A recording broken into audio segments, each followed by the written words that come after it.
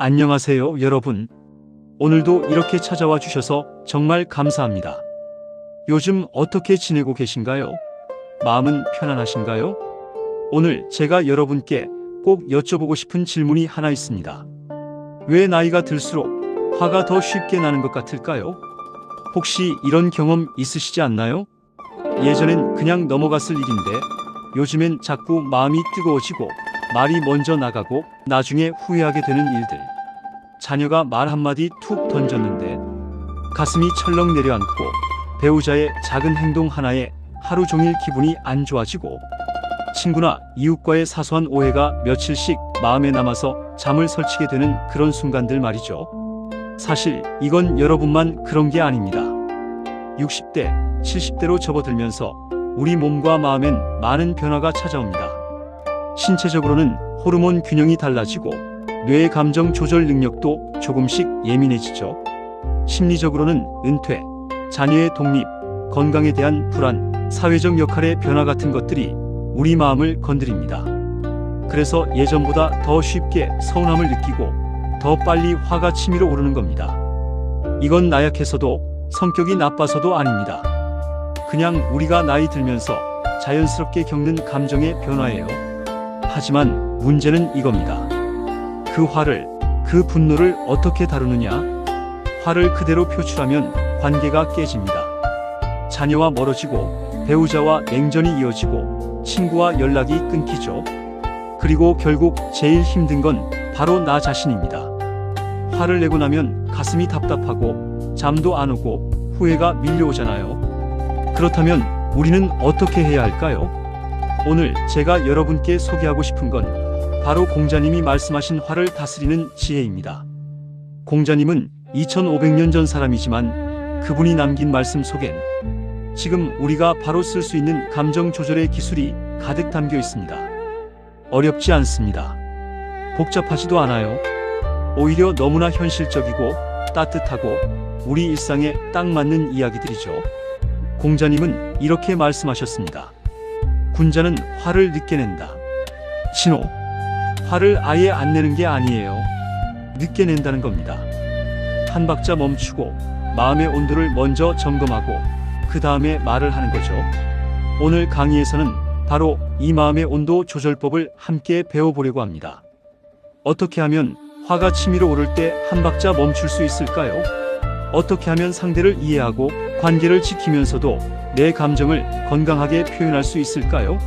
그리고 노년에 우리가 가족, 배우자, 친구들과 더 평화롭게 지낼 수 있는 방법은 무엇일까요? 오늘 이 시간 천천히 편안하게 함께 나눠보겠습니다. 준비되셨나요? 그럼 시작하겠습니다. 본론 1. 공자가 본 화의 본질. 자, 그럼 먼저 이야기해 볼게요. 공자님은 화라는 감정을 어떻게 보셨을까요? 공자님이 살던 시대는 춘추전국 시대였습니다. 전쟁이 끊이지 않고 사람들은 서로를 믿지 못하고 권력 다툼과 배신이 일상이었던 시대죠. 그 혼란 속에서 공자님은 사람과 사람 사이의 관계가 무너지는 이유를 깊이 고민하셨어요. 그리고 그 중심에 바로 노여움이 있다는 걸 발견하셨습니다. 화는 빠릅니다. 순식간에 일어나죠. 그리고 그 순간 우리는 이성을 잃어버립니다. 평소엔 하지 않을 말을 하고 평소엔 하지 않을 행동을 하게 되죠. 그리고 그 한 번의 폭발이 오랜 관계를 한순간에 무너뜨립니다. 공자님은 이렇게 말씀하셨어요. 군자는 화를 늦게 낸다. 소인은 화를 빨리 낸다. 여기서 군자는 훌륭한 사람, 성숙한 사람을 말합니다. 반대로 소인은 미숙한 사람, 감정에 휘둘리는 사람을 뜻하죠. 그런데 중요한 건 군자도 화를 낸다는 겁니다. 화를 아예 안 느끼는 게 아니에요. 다만 그 화를 늦게 낸다는 거죠. 즉, 감정이 일어나는 순간과 그걸 표현하는 순간 사이에 간격을 둔다는 겁니다. 이게 바로 핵심입니다. 화라는 감정 자체는 자연스러운 겁니다. 억울하면 화가 나고 무시당하면 분노가 일어나죠. 이건 인간이라면 누구나 느끼는 정상적인 반응이에요. 문제는 그 감정을 어떻게 다루느냐 하는 겁니다. 공자님은 이렇게 보셨어요. 화는 불과 같다. 불은 따뜻하게 밥을 지을 수도 있지만 통제를 잃으면 집을 태워버립니다.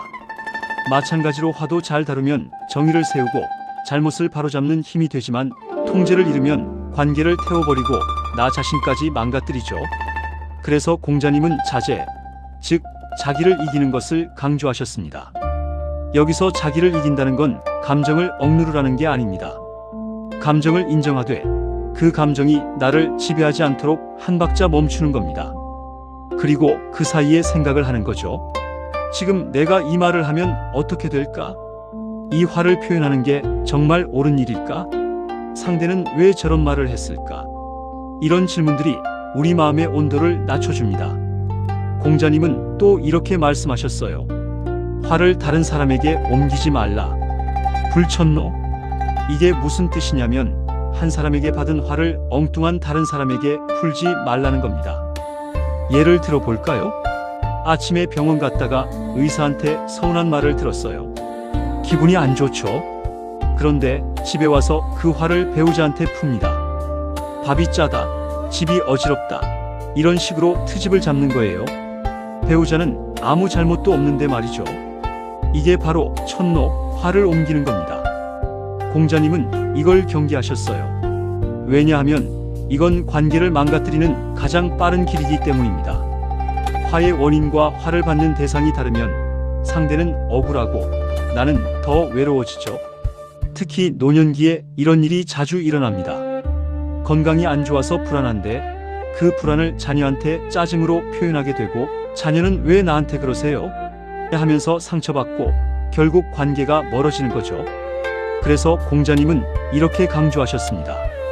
화를 늦게 내는 사람이 진짜 강한 사람이다. 빨리 화내는 건 쉽습니다. 그냥 감정 가는 대로 말하면 되니까요. 하지만 화를 늦게 내는 건 어렵습니다. 자기 자신을 다스려야 하고 상대를 이해하려고 노력해야 하고 관계를 먼저 생각해야 하니까요. 그런데 바로 이게 우리가 나이 들면서 배워야 할 가장 중요한 지혜입니다. 젊을 땐 힘으로, 목소리로, 권위로 밀어붙일 수 있었어요. 하지만 이젠 아니죠.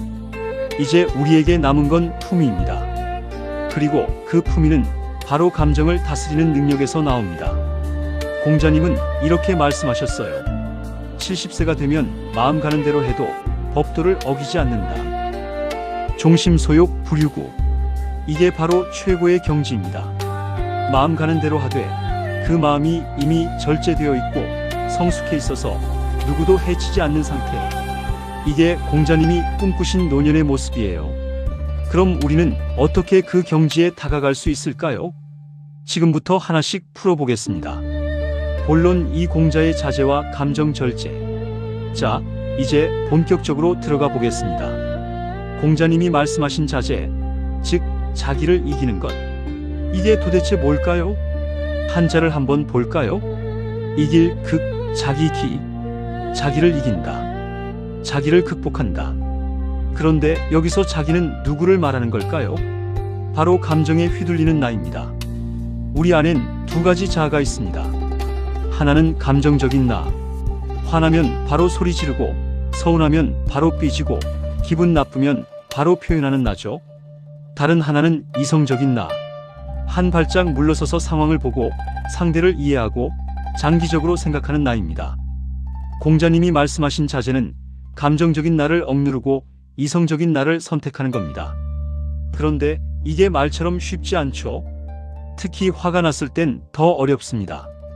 왜냐하면 화는 우리 뇌의 가장 원시적인 부분, 즉 편도체에서 나오기 때문이에요.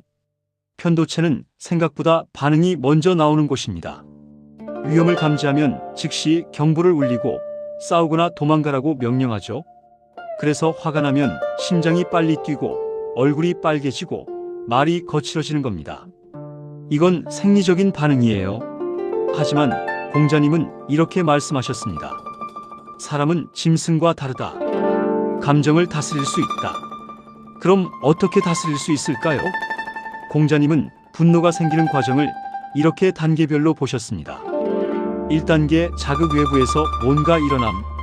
누가 나한테 서운한 말을 했어요. 또는 내가 기대한 일이 안 풀렸어요. 이게 자극입니다. 2단계 해석 내가 그 자극을 어떻게 받아들이는가. 저 사람이 나를 무시하는구나. 내가 소중하게 여기지 않는구나. 이런 식으로 해석을 하죠. 그런데 중요한 건 이 해석이 항상 정확한 건 아니라는 겁니다. 내 기분, 내 상태, 내 과거 경험에 따라 왜곡될 수 있어요. 3단계 감정 화가 일어남. 해석을 하고 나면 감정이 따라옵니다. 화가 난다. 억울하다. 분하다. 4단계 반응 말이나 행동으로 표현. 그리고 그 감정을 말이나 행동으로 표현하게 되죠. 당신은 왜 맨날 그래? 나한테 왜 이러는 거야? 공자님은 이 4단계 중에서 2단계와 3단계 사이에 멈춤을 넣으라고 하셨습니다. 자극이 들어왔을 때 바로 해석하고 바로 감정을 느끼는 게 아니라 잠깐 멈추고 이렇게 물어보라는 거죠. 이게 정말 맞는 해석일까? 혹시 내가 오해하고 있는 건 아닐까? 상대는 왜 저런 말을 했을까? 이 질문들이 우리 마음의 온도를 낮춰줍니다. 예를 들어 볼까요? 감정이 일어나는 순간과 표현하는 순간 사이에 생각을 넣는 거죠. 공자님은 이렇게도 말씀하셨어요. 아침에 도를 들으면 저녁에 죽어도 좋다. 조문도 석사가이. 이게 무슨 뜻이냐면 진리를 깨닫는 것, 즉 자기를 다스리는 법을 배우는 것이 그만큼 중요하다는 겁니다. 왜냐하면 그게 바로 인생의 질을 결정하기 때문이에요. 화를 참는 게 아닙니다. 화를 이해하고 화를 다스리고 화를 지혜롭게 표현하는 겁니다. 그럼 구체적으로 어떻게 할 수 있을까요? 다음 섹션에서 공자님의 실전 기술을 배워보겠습니다. 본론 3공자의 온도 조절법 마음을 식히는 기술. 자, 이제 가장 실용적인 부분으로 들어가 보겠습니다. 공자님이 알려주신 마음의 온도 조절법, 즉 화가 났을 때 어떻게 마음을 식힐 수 있는지 구체적인 방법 5가지를 함께 배워보겠습니다. 이건 2500년 전 방법이지만 지금 당장 쓸 수 있는 기술들입니다. 하나씩 천천히 살펴볼게요. 1. 말하기 전에 한 박자 멈추기. 공자님은 이렇게 말씀하셨습니다. 말을 더디하고 행동을 빨리 하라. 늘어온 민어행. 말은 천천히, 행동은 빠르게. 왜 말을 천천히 해야 할까요? 말은 한번 나가면 다시 주워 담을 수 없기 때문입니다. 특히 화가 났을 때 하는 말은 칼보다 날카롭습니다. 상대의 가슴에 깊은 상처를 남기죠. 당신은 맨날 그래. 넌 왜 그 모양이야? 나한테 왜 이래? 이런 말들은 순간의 감정에서 나온 말이지만 상대는 평생 기억합니다. 그래서 공자님은 말하기 전에 한 박자 멈추라고 하셨어요. 구체적으로 어떻게 할까요? 숨을 깊게 쉬기. 화가 났을 때 말하기 전에 일단 숨을 깊게 한번 쉬세요. 코로 천천히 들이마시고 입으로 천천히 내쉬는 겁니다. 이게 뇌에 신호를 보냅니다. 지금은 위험한 상황이 아니야. 진정해도 돼. 속으로 셋세기. 말하고 싶은 말이 목까지 올라왔을 때 속으로 하나, 둘, 셋 세는 겁니다. 그 3초가 관계를 구합니다. 자리를 잠깐 피하기. 너무 화가 나서 도저히 참을 수 없을 것 같으면 잠깐 바람 쏘고 올게 하고 자리를 피하세요. 화장실에 가도 좋고 베란다에 나가도 좋아요. 물리적으로 거리를 두면 감정도 식습니다. 해시태그 이 상대의 입장 바꾸어 보기. 공자님은 이렇게 말씀하셨습니다. 내가 하기 싫은 일을 남에게 시키지 말라. 기소불용 물시어인. 이게 바로 유명한 서, 즉 용서하고 이해하는 마음입니다. 공자님의 제자 자공이 물었어요. 평생 지켜야 할 한 글자가 있다면 무엇입니까? 공자님이 대답하셨죠. 서이다. 상대의 입장에서 생각하는 것이다. 이게 얼마나 중요한지 아세요? 우리가 화를 내는 이유의 대부분은 오해 때문입니다. 상대가 왜 그랬는지 모르니까 화가 나는 거예요. 하지만 상대의 입장에서 생각해보면 아, 그럴 수도 있겠구나 하고 이해가 됩니다. 3작은 이익보다 큰 관계를 먼저 보는 시각. 공자님은 이렇게 말씀하셨습니다. 군자는 의를 생각하고 소인은 이를 생각한다. 의는 옳은 것, 관계, 장기적인 가치를 말합니다. 이는 당장의 이익, 내 기분, 단기적인 만족을 뜻하죠. 화를 낼 때 우리는 대부분 이를 선택합니다. 당장 내 기분을 풀고 내 말을 하고 내 서운함을 표현하는 거죠. 하지만 그 결과는 관계가 깨집니다. 반대로 의를 선택하면 당장은 좀 답답하지만 관계가 유지됩니다. 그리고 장기적으로 보면 그게 나한테 더 이익이에요. 마음의 온도를 스스로 점검하는 방법. 공자님은 이렇게 말씀하셨습니다. 하루에 3번 자신을 돌아본다. 5.13 성호신. 자기 자신을 돌아보는 것. 이게 바로 감정 조절의 핵심입니다. 우리는 보통 밖을 봅니다. 저 사람이 나한테 왜 저래? 왜 나한테 이런 일이 생기는 거야? 하지만 공자님은 안을 보라고 하셨어요. 내가 지금 어떤 상태인가? 내 마음의 온도는 몇 도인가? 이걸 어떻게 할 수 있을까요? 아침에 일어나서 내 마음 점검하기. 오늘 내 기분은 어떤가? 몸 상태는 괜찮은가? 오늘 예민할 만한 일이 있나? 이렇게 점검하면 내가 오늘 화를 낼 가능성이 높은지 미리 알 수 있어요. 그럼 조심할 수 있죠. 화가 났을 때 내 몸 관찰하기. 지금 내 심장이 빨리 뛰고 있네. 얼굴이 뜨거워지고 있어. 주먹을 쥐고 있네. 이렇게 내 몸을 관찰하면 감정과 거리가 생깁니다. 감정에 빠져 있는 게 아니라 감정을 보고 있는 거죠. 그럼 조금씩 씁니다. 저녁에 오늘 하루 돌아보기. 오늘 내가 화를 냈나? 그 화는 정당했나? 다르게 대응할 수 있었을까? 이렇게 돌아보면 다음에 비슷한 상황이 왔을 때 더 잘 대응할 수 있습니다. 오관용과 부드러움의 힘. 마지막으로 공자님은 이렇게 말씀하셨습니다. 관대하고 부드러운 사람이 진짜 강한 사람이다. 화를 내는 건 쉽습니다. 소리 지르고 따지고 비난하는 건 누구나 할 수 있어요. 하지만 관용을 베푸는 건 어렵습니다. 상대의 실수를 이해하고 용서하고 다시 기회를 주는 건 정말 강한 사람만 할 수 있는 일이죠. 공자님은 이렇게도 말씀하셨어요. 부드러움이 강함을 이긴다. 유능극가. 물은 부드럽지만 바위를 뚫습니다. 바람은 보이지 않지만 큰 나무를 쓰러뜨리죠. 마찬가지로 부드러운 말, 관대한 마음이 강한 화보다 더 큰 힘을 발휘합니다. 이렇게 5가지 방법을 배워봤습니다. 말하기 전에 한 박자 멈추기. 상대의 입장 바꾸어 보기. 작은 이익보다 큰 관계를 먼저 보기. 마음의 온도를 스스로 점검하기. 관용과 부드러움의 힘 사용하기. 이 5가지는 지금 당장 쓸 수 있는 기술들입니다. 어렵지 않아요. 다만 연습이 필요할 뿐이죠. 공자님도 처음부터 완벽하지 않으셨어요. 평생 배우고 연습하고 실천하셨습니다. 우리도 마찬가지예요. 하나씩 해보는 겁니다. 오늘 하나, 내일 하나 그렇게 쌓이다 보면 어느새 우리 마음의 온도가 안정되어 있을 겁니다.